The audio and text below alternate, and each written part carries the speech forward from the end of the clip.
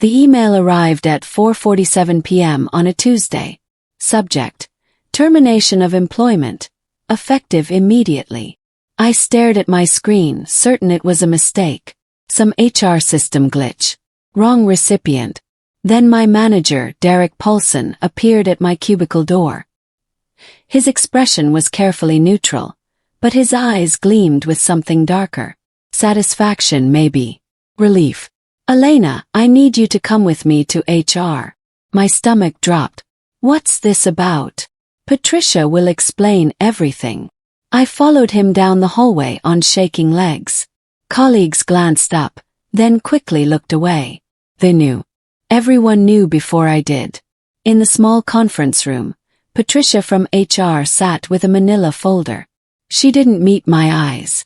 Ms. Torres, due to performance issues and recent errors affecting client accounts, we're terminating your employment effective today. You'll receive 2 weeks severance. Performance issues. What errors? Derek leaned back, arms crossed. The Cornerstone Digital account.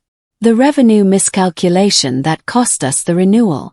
I didn't handle that account. That was your name is on the audit trail, he interrupted smoothly. Everything's documented. My chest tightened. This was planned. Deliberate. Patricia slid paperwork across the table. Please sign here. As I packed my desk 20 minutes later, hands trembling, I noticed something on my computer screen. Folder. Still open. Labeled, Internal Audit. Confidential. I shouldn't have had access to that. 2 weeks earlier, everything had been normal. I'd been reviewing the monthly revenue report when the numbers caught my attention. The Cornerstone Digital account showed $340,000 in projected renewals, but their contract was only worth $280,000. A $60,000 discrepancy. I pulled up the source documents. The original contract clearly stated $280,000 annual value, but someone had manually adjusted the forecast spreadsheet to show $340,000.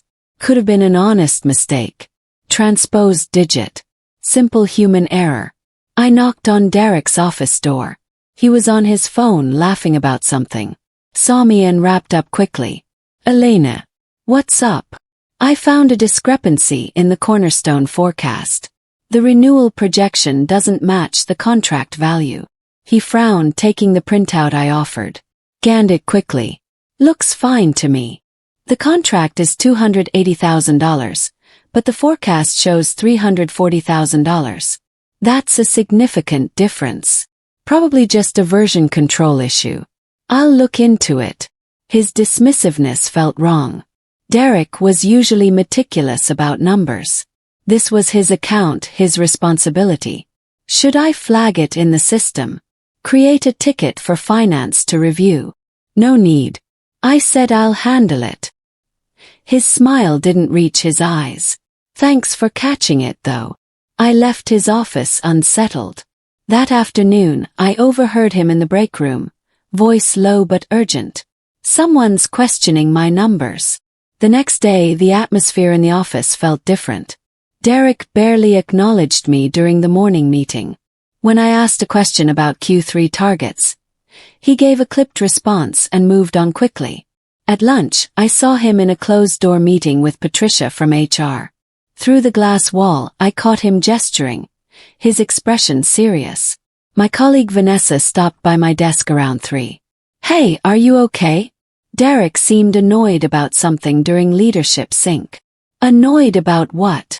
She lowered her voice. He mentioned someone on his team questioning his judgment, making him look bad in front of finance. My stomach sank. Did he say who? No, but... She glanced around. Just be careful. Derek doesn't like being challenged. After she left, I pulled up the Cornerstone file again. The discrepancy was still there, obvious and unexplained. I started documenting everything. Screenshot the original contract, the altered forecast, the email chain showing Derek's approval of the inflated numbers. Just in case.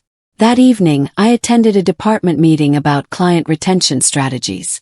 Derek presented Q3 projections, confidently citing the Cornerstone renewal as a key win. $340,000. The wrong number. I said nothing, but I noticed Finance Director Marcus frown, making a note. After the meeting, as people filed out, I heard my name. Turned to see Derek and Marcus in quiet conversation, both looking in my direction. Derek's eyes narrowed when he caught me watching. Friday brought a new problem. A client email chain I'd never seen appeared in my inbox, forwarded by Derek. The subject line: billing error, immediate attention required. The client, Apex Solutions, was complaining about an invoice discrepancy. They'd been charged $45,000 for services they claimed they never authorized. Derek's forwarding note was terse. Elena, this is your account. Please resolve immediately and report back. Except Apex Solutions wasn't my account. It was Derek's. I pulled up our client assignment database. Apex was clearly listed under Derek Paulson, account manager. Had been for 2 years. Called accounting. Hi, this is Elena Torres. Can you tell me who submitted the Apex Solutions invoice from last month? The clerk checked. That was submitted by Derek Paulson on the 15th. And who's listed as the account manager on file? Derek Paulson. So why was he forwarding this to me as if it were my responsibility? I drafted a careful response to the client, CCing Derek and accounting, explaining I'd investigate the discrepancy and provide a resolution within 48 hours. When I returned from lunch, there was a yellow sticky note on my desk. 4 words, written in unfamiliar handwriting. Don't rock the boat. I looked around. Nobody made eye contact. Monday morning, Vanessa appeared at my cubicle with coffee and a worried expression. Can we talk? Somewhere private. We went to the parking garage away from office surveillance. Elena, I need to tell you something. She wrapped her hands around her coffee cup. Derek has a history. What kind of history? 3 years ago there was an analyst named Kyle. Really sharp guy. He caught some irregularities in Derek's reporting. Started asking questions. What happened? Kyle was terminated for performance issues within a month. Derek claimed he'd mishandled client data, cost the company a major account. She met my eyes. But I saw the documentation. Derek had altered the records to make it look like Kyle's fault. My blood went cold. Nobody reported it. Kyle tried to fight it, but Derek had too much support from upper management. Eventually, Kyle took a settlement and signed an NDA. Pause. I'm telling you because I see the same pattern starting. The sudden cold shoulder, the reassignment of responsibilities, the subtle blame shifting. You think I'm being set up? I think you should be very, very careful. And document everything. After she left, I sat in my car for 10 minutes processing. Derek wasn't just dismissive. He was dangerous. That afternoon I started making backup copies of all my files. The real mistake happened on Wednesday. Derek sent out a department-wide email about the Cornerstone account, explaining that due to calculation errors in the renewal forecast, we'd be taking a significant revenue hit for Q3. The email was carefully worded, never explicitly naming who made the error, but it referenced the team member responsible for account data accuracy, and mentioned that corrective measures were being implemented. I read it 3 times, anger building. This was his error. His inflated forecast. His account. An hour later, I was pulled into an unexpected meeting with Marcus from finance. Elena, I need to understand the Cornerstone situation. The audit trail shows you accessed the forecast spreadsheet multiple times over the past 2 weeks. Yes, because I found the discrepancy and flagged it to Derek. According to this, he tapped a printout. Your user account made the final modification to the revenue projection. The one that inflated the forecast by $60,000. I stared at the document. My username. My timestamp. Except I'd never made that change. That's impossible. I didn't modify the forecast. I only reviewed the file after noticing the discrepancy. Marcus looked uncomfortable. The system logs are pretty clear. Then someone altered the logs. Because I didn't make that change. That's a serious accusation. It's the truth. After the meeting, I immediately checked the system audit logs myself. There it was. My username. Making the exact change Derek had actually made. Someone had falsified the records. I drafted the email carefully, keeping emotion out of it. Derek, I need to clarify the Cornerstone forecast issue. The system logs showing my username made the revenue adjustment are incorrect. I never modified that forecast. I only flagged the existing discrepancy to you on the 15th. I have documentation of our conversation and the original file versions showing the error existed before I accessed the file. Please advise how we should proceed to correct this misunderstanding. I attached the screenshots I'd saved. The original contract. The timestamps showing Derek's modification history. His response came within 5 minutes. Noted. Handle it yourself. 4 words. Dismissive. Final. I forwarded the entire chain to my personal email. Saved copies to cloud storage. Then I started searching for the original system logs, the ones before they'd been altered. If Derek had modified the audit trail, there had to be a backup. IT kept snapshots for compliance purposes. Called the IT help desk. Hi, this is Elena Torres. I need to request a system log retrieval for audit purposes. Can you tell me the process? You'll need manager approval for historical log access.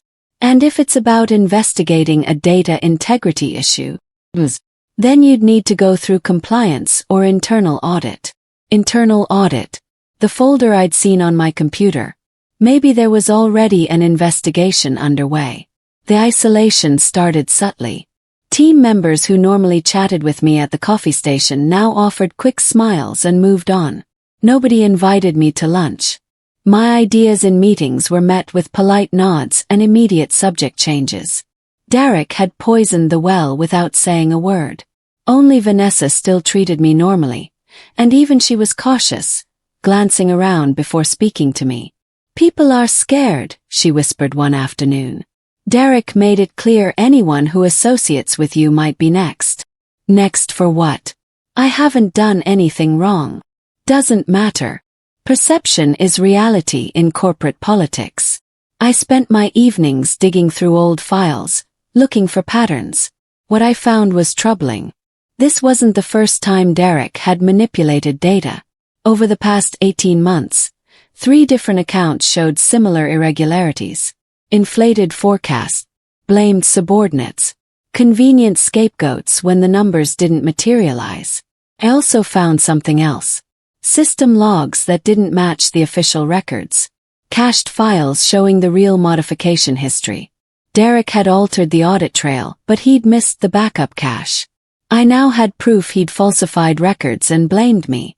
The question was what to do with it. That night, I received an email from HR. Subject. Discussion. Performance review. My hand shook as I opened it. Elena. Please schedule time this week for a preliminary performance discussion. Several concerns have been raised regarding account management and data accuracy. Best regards, Patricia. They were building a case against me. Derek called me into his office Friday afternoon. Patricia from HR was already there. Bad sign. Elena, we need to discuss some performance concerns. Derek's voice was measured, professional. Over the past month, we've documented several issues with your work quality. What issues specifically? Patricia slid a folder across the desk. Inside were printed emails, annotated screenshots, and a timeline of errors. The Cornerstone forecast. The Apex billing issue. 2 other client matters I'd never been involved with. All with my name attached. All completely fabricated or manipulated. This documentation shows a pattern of negligence and poor judgment, Derek said. We're prepared to offer you a settlement. If you sign this acknowledgement accepting responsibility for these errors, we'll provide 4 weeks severance and a neutral reference. The document in front of me was a confession, admitting to mistakes I didn't make. And if I don't sign, then we proceed with termination for cause. No severance, no reference. And we're obligated to report the errors to industry oversight boards, which could affect your professional certifications. My throat tightened. This was extortion. I need time to review this. You have until Monday, Patricia said gently. We understand this is difficult. I left the office knowing Monday would never come. They'd terminate me before I could refuse. That weekend I made copies of everything. Every email, every log file, every piece of evidence showing Derek's manipulation. And I prepared for what came next. Monday brought the termination email. Effective immediately. I'd expected it, but the finality still hit hard. Derek's smug expression when he walked me to HR. Patricia's avoidance of eye contact. The silent walk past colleagues who suddenly found their screens fascinating.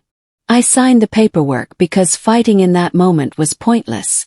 But I took detailed notes of everything said, every document presented, every claim made. As security escorted me out, carrying the cardboard box with my desk belongings, I felt the weight of humiliation and rage. But also something else. Clarity. Derek thought he'd won. Thought he'd successfully shifted blame and protected his position. He didn't know what I'd found. Didn't know what I'd saved. In the parking lot my phone buzzed. Text from Vanessa. You need to see this. It's bigger than you think. I called her immediately. What is it? Check your email. Personal email. I sent you something. I opened my personal account on my phone. Her email contained a forwarded message chain between Derek and Marcus from Finance, and the CEO William Shepard. Subject line. Whistleblower audit. CEO review. My hands shook as I read. Someone had filed a formal complaint about Derek's accounting practices. The company had launched an internal investigation 3 weeks ago. The same investigation Derek was desperately trying to cover up by firing me. I spent that evening in my apartment, laptop open, surrounded by documents. Everything suddenly made sense. The rushed termination. The fabricated performance issues. The pressure to sign a confession. Derek knew an audit was coming. He needed a scapegoat before the investigators found the truth. I organized my evidence into clear categories. Section 1. The cornerstone fraud, original contract, altered forecasts, falsified system logs, Derek's emails. Section 2. Pattern of manipulation. 3 other accounts with similar irregularities over 18 months. Section 3. The cover-up. Documentation showing how Derek blamed subordinates, including the termination of Kyle 3 years ago. Section 4. My termination. Timeline showing how Derek manufactured cause to fire me days before the audit findings would be released. It was damning. Complete. Irrefutable. The question was who to send it to. The internal audit team already had some information. They'd initiated the investigation. But they didn't have my documentation showing the systematic nature of Derek's fraud. And they didn't know he'd just fired his latest victim. I drafted an email to the anonymous whistleblower hotline, attaching all evidence. Subject. Additional documentation. Derek Paulson Financial Misconduct Investigation. My finger hovered over send. This would destroy Derek's career. Potentially expose the company to liability. Might even result in criminal charges. But it was the truth. And I wouldn't be silenced. Clicked send. Then I opened a new message. To a board member whose email I'd found in the leaked correspondence. Mr. Torres. You don't know me, but I was just terminated in connection with the Derek Paulson investigation. I have evidence you need to see. Tuesday morning I woke to 17 missed calls. 3 from unknown numbers. 2 from the company's main line. 12 from a number I didn't recognize. Before I could process them my phone rang again. Unknown caller. Answered. Hello. Ms. Torres. This is Vincent Hammond from Internal Audit. We received your submission to the whistleblower hotline. We need to speak with you urgently. About Derek Paulson. About Derek Paulson, your termination, and several other matters. Can you come to our offices today? I was just fired. I'm not sure I'm allowed on company property. I'll arrange everything. This is critical. Can you be here at 2 p.m.? Agreed. The meeting was in a conference room I'd never seen before, on the executive floor. Vincent Hammond was there, along with 2 other investigators and outside legal counsel. Ms. Torres, thank you for coming. First, I want to clarify that your termination is under review. We believe it may have been retaliatory. It was retaliatory. Derek knew you were investigating him. We suspected as much. Your documentation confirms several aspects of our investigation and reveals new information. Vincent pulled up a document on the screen. This is the file you labeled Pattern of Manipulation. Can you walk us through what you found? For 2 hours I explained everything. Derek's history of inflating forecasts, the falsified system logs, the manufactured performance issues, the pressure to sign a false confession. They took notes, asked detailed questions, cross-referenced my evidence with their own findings. Finally, Vincent leaned back. Ms. Torres, your documentation is extraordinary. It demonstrates systematic fraud and retaliation. This is exactly what we needed. Vanessa became my inside source. We met at coffee shops, parks, anywhere away from the office. She'd forward me internal emails, update me on Derek's increasingly erratic behavior, describe the growing tension as rumors of the investigation spread. He knows something's wrong, she told me Thursday over coffee. He's been in closed-door meetings with legal all week, snapping at people. He tried to access the audit files yesterday and got denied by IT. He's panicking. Completely. And the CEO called him in yesterday. Our long meeting. Derek came out pale. She handed me a flash drive. This has copies of internal communications I thought you should see. Derek tried to hide evidence from the audit team. He deleted emails, but IT recovered them from the server backup. I plugged the drive into my laptop that night. What I found made my blood boil. Email chain between Derek and Marcus from finance, dated 2 weeks before my termination. Derek, the audit is focusing on the Cornerstone account. We need to shift responsibility before they dig deeper. Marcus. How? Derek. Elena Torres found the discrepancy. We'll say she made the error. I'll adjust the logs to show her username. Marcus. That's risky. Derek. Less risky than admitting I inflated forecasts to hit my bonus targets. This protects both of us. There it was. Written confession of fraud and conspiracy. I forwarded it immediately to internal audit and the board member I'd contacted. Subject. Critical evidence. Premeditated fraud and retaliation. Friday afternoon, I received a call from an unfamiliar number. Ms. Torres. This is Christopher Wells. I serve on the company's board of directors. I received your email regarding the Derek Paulson matter. My heart raced. Yes, sir. The board was briefed on the internal investigation this morning. Your evidence has been illuminating. We're treating this with the utmost seriousness. He paused. I'd like to arrange a confidential meeting. Just you, myself, and one other board member. Would you be available tomorrow? Absolutely. We met at a law firm's conference room downtown. Christopher Wells was there with another board member, Angela Price, and their legal counsel. Ms. Torres, Angela began, we want to thank you for coming forward.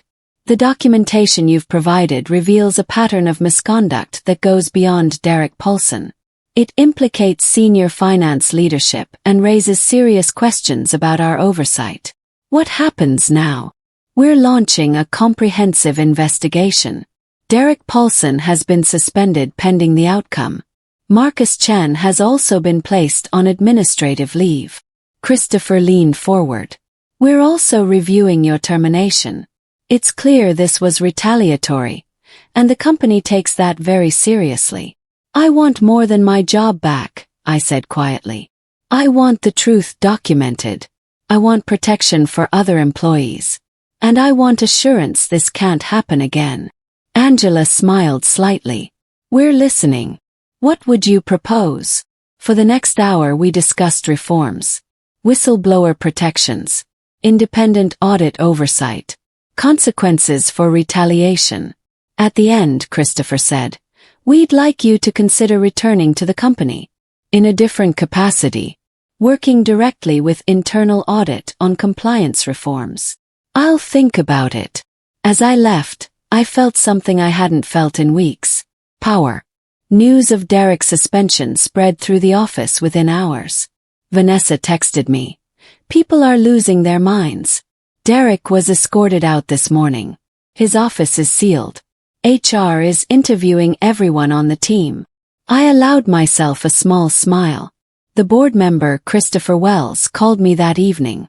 "Ms. Torres, I wanted to update you personally. The investigation has uncovered evidence of fraud totaling over $800,000 across multiple accounts over 2 years. Derek systematically inflated forecasts to earn performance bonuses he didn't deserve. And Marcus. Complicit. He knew about the fraud and helped cover it up. Both are facing termination and potential criminal charges. What about the employees Derek blamed? Like Kyle from 3 years ago. We're reviewing all prior terminations connected to Derek's accounts. If we find similar patterns of retaliation, we'll make appropriate amends. After the call, I sat in silence. Justice was slow, but it was coming. 2 days later, Derek called me. His number showed up on my phone, and curiosity made me answer. "Elena." His voice was strained. "We need to talk." "I don't think we do. Please. This is getting out of hand. I made some mistakes, but you're blowing this out of proportion. If you withdraw your complaints, I'll make sure you get your job back. Better position. More money. You mean you'll bribe me to cover up fraud? I'm trying to find a reasonable solution. The reasonable solution is you facing consequences for what you did." Kept my voice steady. "You falsified records. You destroyed careers. You committed fraud. That's not a mistake. That's criminal. You'll regret this." Hung up. His desperation escalated. The next morning, Derek called again. I didn't answer. He left a voicemail. "Elena, I know you're angry, but think about what you're doing. You'll destroy the company. People will lose their jobs. Is that what you want? All because you can't accept responsibility for your own errors." I saved the recording. He called 3 more times that day. Each message more threatening. "You're making powerful enemies. Nobody will hire you after this. I have lawyers. Powerful lawyers. This won't end well for you." Vanessa forwarded me another email that evening. Derek had sent a company-wide message before his suspension, claiming he was being unfairly targeted by a disgruntled former employee making false accusations. The email named me, called my integrity into question, portrayed himself as the victim. I forwarded it to Christopher Wells with a simple note: "Witness intimidation and retaliation continuing." His response came within an hour. "Restraining order being filed tomorrow. This is unacceptable." The legal notice was delivered to Derek Friday afternoon. He was prohibited from contacting me, directly or indirectly. That evening my phone rang. Unknown number. Against my better judgment, I answered. "Ms. Torres. This is Detective Ramirez with the Economic Crimes Unit. We've been contacted by your company's legal department regarding potential fraud charges against Derek Paulson. We'd like to schedule an interview to discuss your knowledge of his activities." It was really happening. Criminal investigation. I hired my own attorney.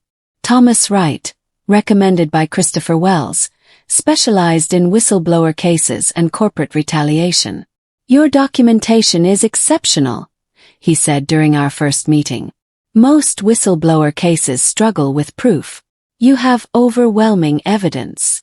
What happens now?" "We prepare for multiple proceedings. The company's internal investigation, the criminal investigation, and your potential lawsuit for wrongful termination and retaliation. I'm not sure I want to sue. Elena, what Derek did to you is illegal. Federally illegal. Whistleblower retaliation carries serious penalties. You're entitled to compensation, reinstatement, and punitive damages." He paused. "More importantly, Pursuing this sets a precedent. It sends a message that retaliation won't be tolerated. Thought about Kyle, the analyst fired 3 years ago. How he'd taken a settlement and signed an NDA, letting Derek continue his pattern. Okay, let's do it. Over the next week, Thomas and I built an airtight case. Timeline of events, evidence of fraud, documentation of retaliation, witness statements from Vanessa and others. Meanwhile, the internal audit investigation was concluding. Vincent Hammond called with an update. We've completed our review. The findings will be presented to the board next week. Derek Paulson will be terminated for cause. Marcus Chen will also be terminated. We're recommending criminal referrals for both. And the company's liability. That's being negotiated. The board recognizes serious failures in oversight. They're prepared to make substantial reforms. I want more than reforms. I want accountability. Understood. The board is scheduled to meet with you directly after the presentation. I marked the date on my calendar. Judgment Day. While Derek's career crumbled, mine evolved. A competitor company, Innovative Solutions, reached out through LinkedIn. Their CEO, Maria Santos, had heard about the whistleblower case through industry channels. We're looking for someone with integrity and courage, she said during our phone interview. Someone who will speak up when they see problems. That's you. I'm in the middle of legal proceedings. We know. We're prepared to support you through that. What we're offering is a senior compliance role. You'd help build our ethics program from the ground up. The offer was generous. Better title than I'd had. Significant salary increase. And most importantly, a chance to prevent the same problems at another organization. Can I ask you something? Maria said. What made you decide to fight back instead of taking the settlement Derek offered? I thought about that night in my apartment, finger hovering over the send button. Because silence protects the wrong people. Derek destroyed careers before mine. He would have destroyed more after. Someone had to stop him. That's exactly the mindset we need. I accepted the offer contingent on resolving the legal matters. When I told Thomas Wright, he smiled. This strengthens your case. You've already secured new employment, demonstrating that Derek's retaliation didn't destroy your career. It made you more valuable. The irony wasn't lost on me. Derek tried to end my professional life. Instead, he launched it. The board presentation was scheduled for Tuesday at 9 a.m. I wasn't invited to attend, but Christopher Wells called me at noon with the results. The board has voted unanimously to accept the internal audit findings. Derek Paulson and Marcus Chen are terminated effective immediately. We're also implementing comprehensive reforms to prevent similar misconduct. What kind of reforms? Independent whistleblower hotline managed externally. Mandatory ethics training for all managers. Regular audits of financial reporting by outside firms. And a new position. Chief Compliance Officer, reporting directly to the board. Who are you considering for that role? We were hoping you'd take it. Pause. I've accepted another position. We'll match their offer. Exceed it if necessary. Elena, you've shown the kind of integrity and courage this organization desperately needs. I need to think about it. Of course. But while you're thinking, I should mention that Derek knows about the board's decision. He's not taking it well. That evening, Derek posted on LinkedIn a rambling message about corporate politics and being targeted by vindictive subordinates. He didn't name me, but the timing was obvious. The comments section filled quickly. Former colleagues defending him, others questioning his version of events, and a few people like Kyle privately thanking me for speaking up. Then something unexpected happened. An anonymous source leaked internal documents to a business publication. Emails showing Derek's fraud, audit findings, the board's termination decision. The story went live Wednesday morning. Tech company fires senior manager after $800,000 fraud investigation. My phone exploded with messages. Journalists requesting interviews. headhunters offering opportunities, and surprisingly, people thanking me for exposing corruption. I'd become something I never intended to be. A public whistleblower. The board called Derek in for a final meeting Thursday morning. I wasn't there, but Vanessa sent me updates in real time. He arrived with 2 lawyers. Looked terrible. Like he hasn't slept in days. 10 minutes later. They're presenting the evidence. All of it. Including your documentation. 30 minutes later. He tried to deny everything. They showed him the emails where he admitted the fraud to Marcus. An hour later. It's over. He's been formally terminated. Security is walking him out. I watched from across the street, sitting in a coffee shop with a clear view of the building entrance. Derek emerged flanked by security, carrying a box. His face was red, expression furious. He shouted something at the guards, but they kept walking. As he reached the parking lot, he pulled out his phone. Made a call. My phone buzzed 30 seconds later. Thomas Wright. Elena, Derek's attorney just contacted me. He wants to discuss a settlement to avoid criminal charges. He's willing to provide full documentation of Marcus Chen's involvement in exchange for reduced charges.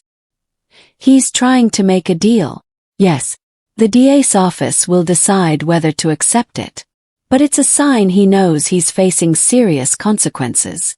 That afternoon I received a strange email. From Derek's personal account. Elena, you might need legal protection. He's dangerous now. Don't trust anything he says. Be careful. It wasn't signed, but the warning was clear. Someone, maybe Marcus, maybe someone else Derek had wronged, was warning me he might retaliate. I forwarded it to Thomas and to the police. Friday brought the formal legal inquiry.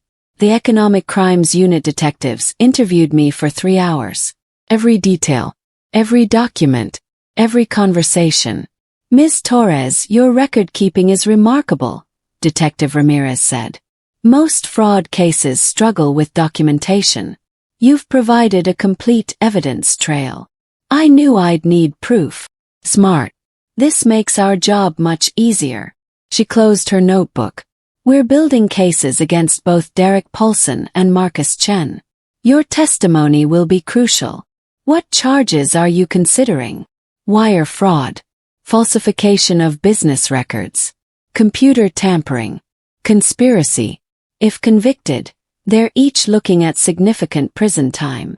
After the interview, Christopher Wells called again. Elena, the board would like to extend a formal invitation. We'd like you to attend next week's board meeting. They want to hear directly from you about the reforms you think are necessary. I'm not an employee anymore. You are actually. We're retroactively reversing your termination. You've been on paid administrative leave during the investigation. Your employment never officially ended. What about Derek's documentation claiming I was fired for cause? Expunged. The termination is being reclassified as unlawful retaliation. Your personnel file will reflect that you were a whistleblower who was wrongfully terminated and subsequently vindicated. I let that sink in. My career wasn't destroyed. It was documented proof of integrity. I'll attend the meeting. Excellent. Oh, and Elena.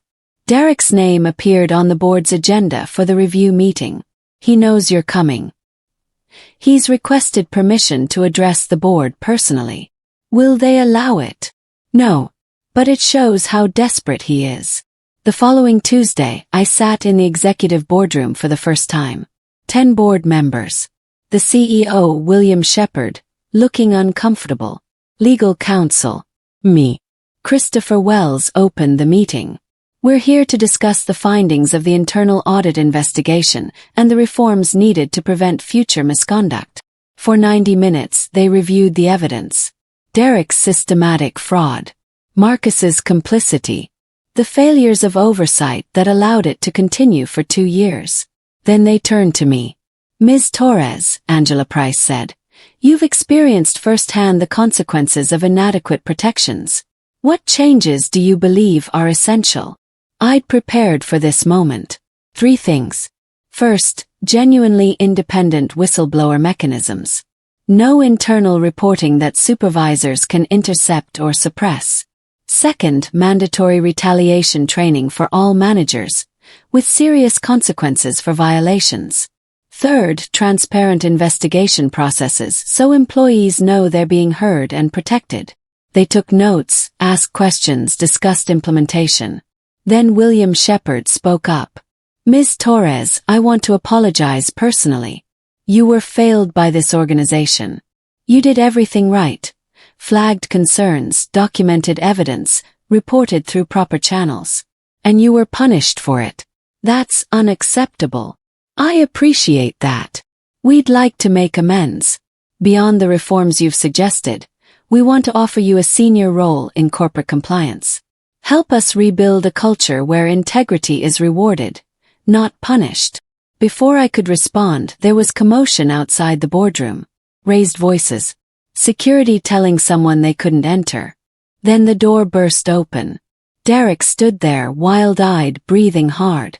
You need to hear my side, he said, looking around the room desperately. She's lying. All of this is fabricated. I'm being framed.